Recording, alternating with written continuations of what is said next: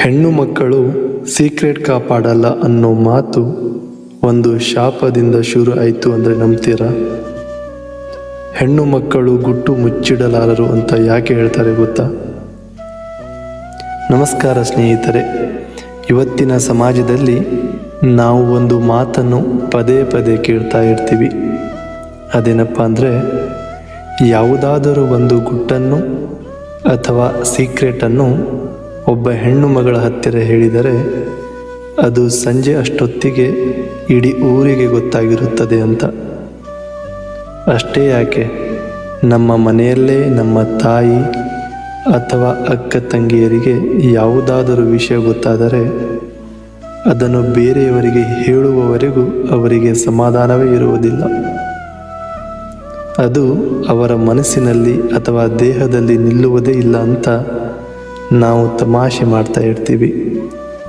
ಆದರೆ ಸ್ನೇಹಿತರೆ, ಇದು ಹೆಣ್ಣು ಮಕ್ಕಳ ಸಮಸ್ಯೆ ಅಲ್ಲವೇ ಅಲ್ಲ. ಅವರು ಯಾಕೆ ಹೀಗೆ ಮಾಡ್ತಾರೆ ಅನ್ನೋದರ ಹಿಂದೆ ಸಾವಿರಾರು ವರ್ಷಗಳ ಹಿಂದಿನ ಒಂದು ಭಯಾನಕ ಸತ್ಯ ಮತ್ತು ಎದೆ ನಡುಗಿಸುವ ಶಾಪ ಅಡಗಿದೆ ಅನ್ನೋದು ನಿಮಗೆ ಗೊತ್ತೇ? Hi my dear friends, welcome to your heartbeats Kannada channel. ಈ ಕತೆ ಶುರುವಾಗುವುದು ಮಹಾಭಾರತದ ಯುದ್ಧ ಮುಗಿದ ನಂತರ. ಪಾಂಡವರು ಯುದ್ಧ ಗೆದ್ದಿರುತ್ತಾರೆ. ಯುದ್ಧ ಅಂದ ಮೇಲೆ ಅಲ್ಲಿ ಸಾವು ನೋವು ಇರುತ್ತೆ ಅಲ್ವಾ? ಆದ್ದರಿಂದ ಅವರ ಮನಸ್ಸಿನಲ್ಲಿ ನೆಮ್ಮದಿ ಇರುವುದಿಲ್ಲ. ಯಾಕೆಂದರೆ ಆ ಯುದ್ಧದಲ್ಲಿ ತಮ್ಮವರನ್ನೇ ತಾವು ಕಳೆದುಕೊಂಡಿರುತ್ತಾರೆ. ಹಾಗಾಗಿ ಸತ್ತವರಿಗೆ ಶಾಂತಿ ಮುಕ್ತಿ ಸಿಗಲಿ ಅಂತ ನದಿಯ ದಡದಲ್ಲಿ ಒಂದು ಪೂಜೆ ನಡೀತಿತ್ತು. ಧರ್ಮರಾಯ ಅಂದರೆ ಯುಧಿಷ್ಠಿರ ತನ್ನ ಕುಟುಂಬದವರಿಗೆ ಪೂಜೆ ಸಲ್ಲಿಸ್ತಾ ಇದ್ದ. ಆಗ ಅಲ್ಲಿಗೆ ತಾಯಿ ಕುಂತಿ ಬರ್ತಾರೆ. ಯುಧಿಷ್ಠಿರನ ಹತ್ತಿರ ಬಂದು ಕಣ್ಣೀರು ಹಾಕ್ತಾ ಹೇಳ್ತಾರೆ, ಮಗನೇ, ಇವರೆಲ್ಲರಿಗೂ ಪೂಜೆ ಸಲ್ಲಿಸಿದೆ, ಆದರೆ ನಿನ್ನ ಸ್ವಂತ ಅಣ್ಣ ಕರ್ಣನಿಗೂ ಒಂದು ತರ್ಪಣ ಬಿಡು ಅಂತ.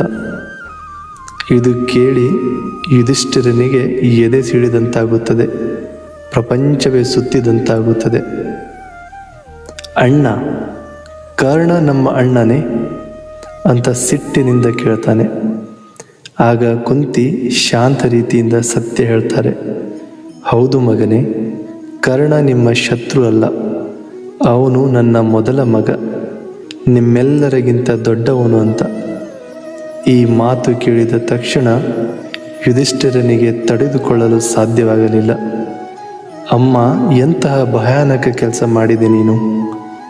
ಈ ಒಂದು ಸಣ್ಣ ರಹಸ್ಯವನ್ನು ನೀನು ಮುಚ್ಚಿಟ್ಟಿದ್ದಕ್ಕೆ ಇಂದು ನಾನು ನನ್ನ ಸ್ವಂತ ಅಣ್ಣನನ್ನೇ ಶತ್ರು ಎಂದುಕೊಂಡು ಕೊಂದು ಬಿಟ್ಟೆ. ಇವತ್ತು ನಾನು ಅನಾಥನಾದೆ, ಈ ಪಾಪಕ್ಕೆ ಹೊಣೆ ಯಾರು ಅಂತ ಪ್ರಶ್ನೆ ಮಾಡ್ತಾನೆ.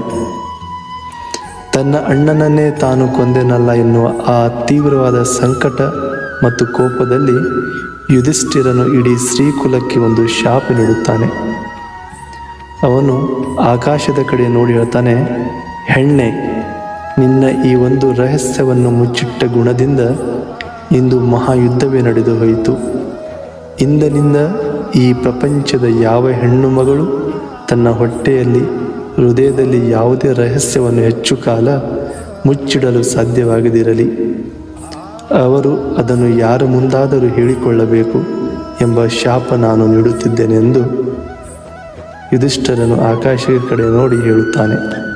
ಈ ಕಥೆಯಿಂದ ನಾವು ಕಲಿಯಬೇಕಾದ್ದು ಇಷ್ಟೇ, ಸತ್ಯ ಏನೇ ಇರಲಿ ಅದನ್ನು ಸರಿಯಾದ ಸಮಯದಲ್ಲಿ ಹೇಳಬೇಕು. ವಿಷಯಗಳನ್ನು ಮುಚ್ಚಿಡುವುದು ಮುಂದೆ ದೊಡ್ಡ ಅನಾಹುತಕ್ಕೆ ದಾರಿ ಮಾಡಿಕೊಡಬಹುದು. ಸ್ನೇಹಿತರೆ, ಕೊನೆಯದಾಗಿ ಒಂದು ಮಾತು, ಇದು ಒಂದು ಪುರಾಣ ಕಥೆಯ ಇಂಟರ್ಪ್ರಿಟೇಷನ್ ವ್ಯಾಖ್ಯೆ ಮಾತ್ರ. ಪ್ರಸ್ತುತ ಪ್ರೆಸೆಂಟ್ ಹೆಣ್ಣು ಮಕ್ಕಳು ರಹಸ್ಯ ಕಾಪಾಡಲು ಆಗುವುದಿಲ್ಲ ಅನ್ನೋದು ಸರಿಯಾದ ಮಾತು ಅಲ್ಲ. ಆದರೆ ನಿಜವಾದ ಪಾಠ ಏನೆಂದರೆ, ಸತ್ಯವನ್ನು ಸಮಯಕ್ಕೆ ಹೇಳಬೇಕು. ಆದರೆ ಯಾವಾಗ ಹೇಳಬೇಕು, ಯಾರಿಗೆ ಹೇಳಬೇಕು ಅನ್ನೋದು ತಿಳಿದಿರಬೇಕು. ಮಾತುಗಳು ತುಂಬ ಶಕ್ತಿಶಾಲಿ. ಒಂದು ಮಾತು ಸಂಬಂಧವನ್ನು ಉಳಿಸಬಹುದು, ಅದೇ ಮಾತು ಒಂದು ಯುದ್ಧಕ್ಕೂ ಕಾರಣ ಆಗಬಹುದು.